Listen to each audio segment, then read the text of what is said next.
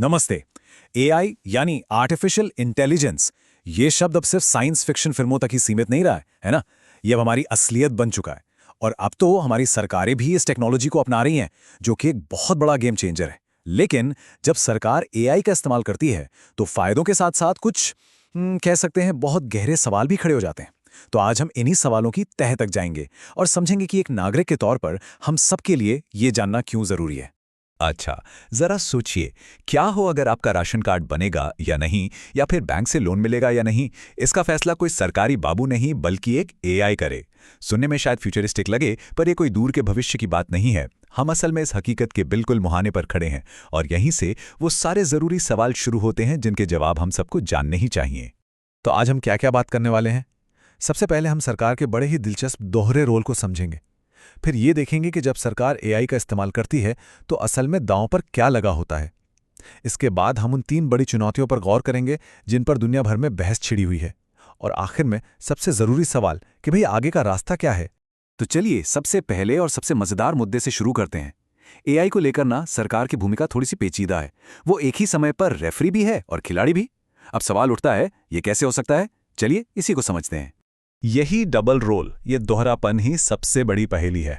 देखिए, एक तरफ तो सरकार का काम है नियम बनाना, मतलब वो एक रेफरी है जो ये पक्का करेगी कि एआई का इस्तेमाल सेफ हो, जिम्मेदार हो। पर दूसरी तरफ सरकार खुद ही एआई की सबसे बड़ी प्लेयर भी है। वो अपनी स्कीमों और सर्विसेज के लिए एआई का खूब इस्तेमाल कर रही है। ये तो कुछ ऐसा हुआ जैसे क्रिकेट मैच में अंपायर खुद ही बैटिंग करने उतर आए, और यहीं से हितों का टकराव, जिसे कॉन्फ्लिक्ट ऑफ इंटरेस्ट कहते हैं, शुरू होता है। तो सवाल उठता है, इससे फर्क क्या पड़ता है? भाई रेफरी भी वही, खिलाड़ी भी वही, तो क्या हुआ? अरे फर्क बहुत बड़ा है, क्योंकि जब सरकार एआई यूज करती है तो दांव पर सिर्फ पैसा या प्रॉफिट नहीं लगा होता, बल्कि हमारे अधिकार, हमारा लोकतंत्र, सब कुछ दांव पर होता है। देखिए, एक प्राइवेट कंपनी और सरकार के एआई इस्तेमाल में एक बहुत ही फंडामेंटल फर्क है, और इसे समझना हम सब के लिए बहुत जरूरी है। इस बात को ना एक बहुत ही सिंपल से एग्जाम्पल से समझते हैं। मान लीजिए आपको स्विगी की सर्विस पसंद नहीं आई, तो आप क्या करेंगे? सिंपल, आप ज़ोमैटो यूज करने लगेंगे, है ना? आपके पास चॉइस है।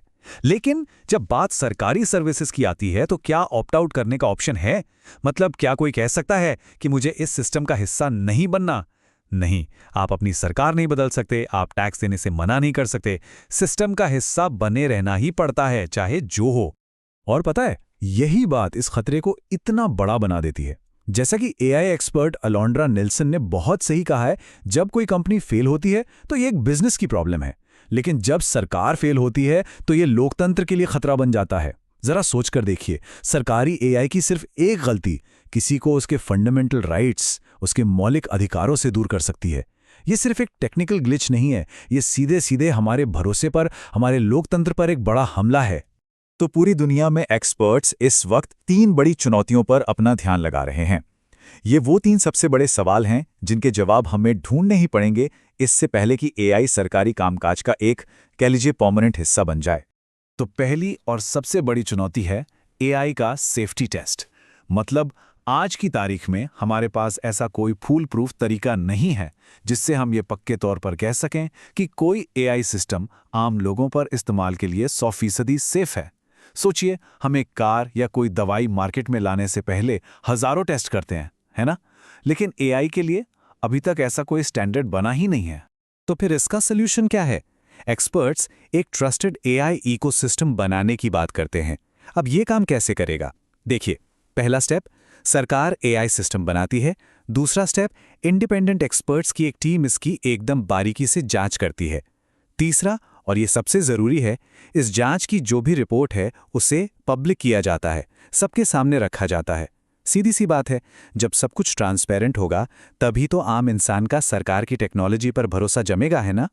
अब आते हैं दूसरी चुनौती पर, गलती किसकी, मतलब अकाउंटेबिलिटी की।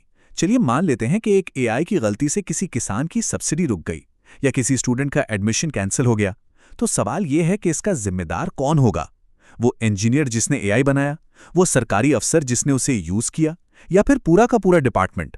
सच कहूं तो यह बहुत ही पेचीदा सवाल है। देखिए, जो ट्रेडिशनल सरकारी दफ्तर होते हैं ना, उनमें एक चेन ऑफ अकाउंटेबिलिटी होती है, मतलब जिम्मेदारी की एक पूरी कड़ी। हमें पता होता है कि फाइल किस बाबू के पास गई, फिर किस अफसर ने साइन किया, सब कुछ पता होता है। लेकिन एआई ये तो एक ब्लैक बॉक्स की तरह काम कर सकता है। हमें इनपुट पता है, आउटपुट पता है, लेकिन बीच में फैसला कैसे हुआ ये नहीं पता। और एआई इसी पूरी चेन को तोड़ सकता है। और सोचिए, जब हमें यही नहीं मालूम कि फैसला हुआ कैसे, तो हम जिम्मेदारी तय किस पर करेंगे? और अब तीसरी चुनौती, ये है दुनिया की रेस। आज हर देश एआई में सुपर पावर बनना चाहता है। चीन, अमेरिका, यूरोप सब एक दूसरे से आगे निकलने की होड़ में लगे हुए हैं। तो सवाल यह है कि इस ग्लोबल रेस का भारत पर क्या असर होगा? क्या हमें भी इस होड़ में आंख बंद करके कूद जाना चाहिए, या फिर सहयोग का कोई और रास्ता अपनाना चाहिए? इस होड़ में ना एक बहुत बड़ा खतरा भी छिपा हुआ है। एक्सपर्ट्स इसे रेस टू द बॉटम कहते हैं। इसका मतलब क्या है? इसका मतलब है कि सबसे आगे निकलने की जल्दबाजी में देश सेफ्टी, नागरिकों के अधिकार और एथिकल प्रिंसिपल्स, इन सबको ताक पर रख सकते हैं। ये एक बहुत ही खतरनाक दौड़ है और इससे हमें हर हाल में बचना होगा।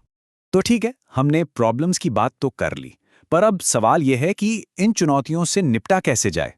अच्छी खबर यह है कि एक्सपर्ट्स ने एक साफ और मजबूत प्लान का एक रोड मैप भी सुझाया है।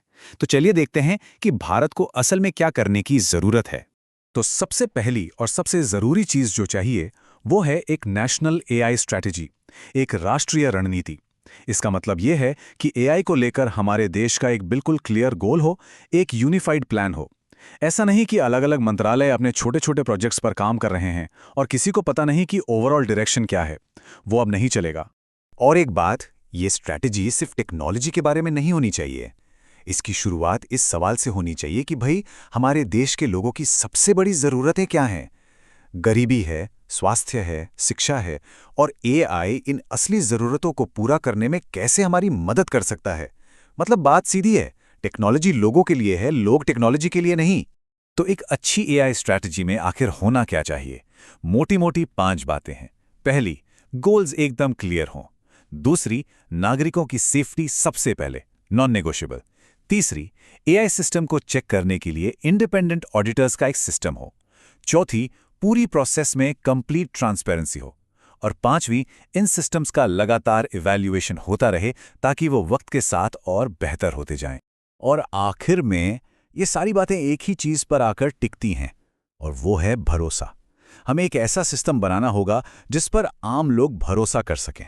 जैसा कि एक्सपर्ट रमन चौधरी ने बहुत अच्छी तरह समझाया, जैसे फाइनेंशियल सेक्टर में चार्टर्ड अकाउंटेंट होते हैं या दवाइयों के सेक्टर में ड्रग कंट्रोलर होते हैं, वैसे ही एआई के लिए भी इंडिपेंडेंट ऑडिटर्स होने चाहिए। ये जो एल्गोरिथमिक ऑडिटर्स होंगे, यही वो लोग हैं जो ये पक्का करेंगे कि सरकारी एआई सही तरीके से, बिना किसी भेदभाव के और सेफली काम कर रहा है। और जनता का भरोसा जीतने का यही एकमात्र तरीका है।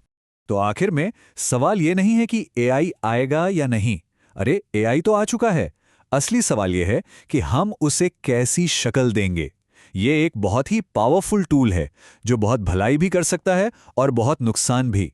भारत के एआई भविष्य की इस कहानी को लिखने में एक जागरूक नागरिक के तौर पर हम सबका रोल क्या होगा, इस पर सोचना और बात करना बहुत जरूरी है।